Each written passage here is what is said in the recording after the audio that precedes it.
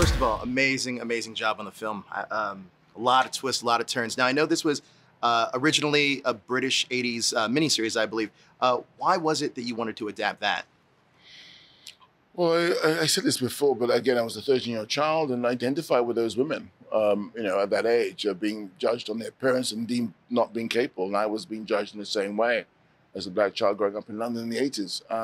So there was immediate sort of connection. But what was interesting for me about it was how they circumnavigated and turned on its head those stereotypes and, went on this sort of heist, went on this journey, exciting, exhilarating journey to sort of accomplish their goals. It was thrilling.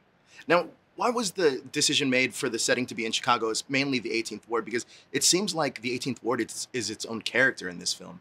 So why was that decision made? Well, again, I think it's not just the 18th Ward, but Chicago and again, you get into the situation where you're going from a wider situation to a smaller situation, a nucleus. Sure. It was very interesting because in some ways what we wanted to do is portray the city and to see all the tensions and differences of one era to the next. And again, how sort of, nepotism works and how it sort of has been ingrained in the city for a long time.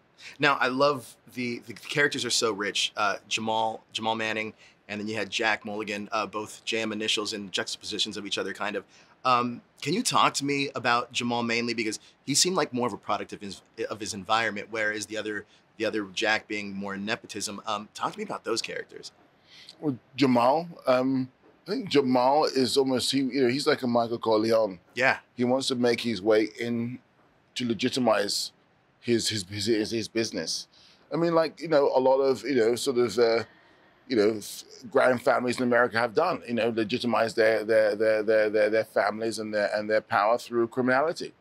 That's how it is. There's a great shot, and I'm sure you've heard it a lot. Is the private scene between Colin Farrell's character Jack and his assistant in the car, and you just are seeing Chicago as they're driving by. Was that on the page, or was that it was on the page? It was written like that. Yes. It was written like that and modified as we actually were sort of beginning to shoot it. It's just one of those things where you sort of. Again, for me, it was about how do you, again, not wanting the story to slack. Sure. Not wanting the story to sort of stagnate. So you move it along. So that was always my aim. Interesting. Now, the cast in this is amazing. It's out of this world. So many great actors. How did you assemble all of them? I think I'm fortunate enough that people want to work with me, and I'm fortunate enough that people are available. And then fortunate enough that I found people. Yeah.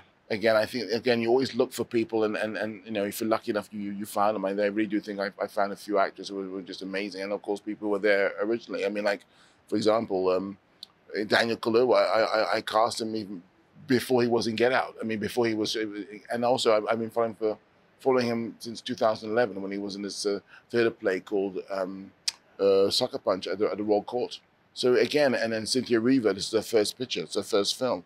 Elizabeth Debicki, I never saw her, I actually gave her an audition because I heard that she was in a great play by Jean Genet, and I thought, okay, let's see what she's like. I've never seen her before. So again, it's about finding things out and investigating oneself and, not listening to people when they talk about, for example, Michelle Rodriguez being difficult. I mean, I thought she's a great actress. That was it.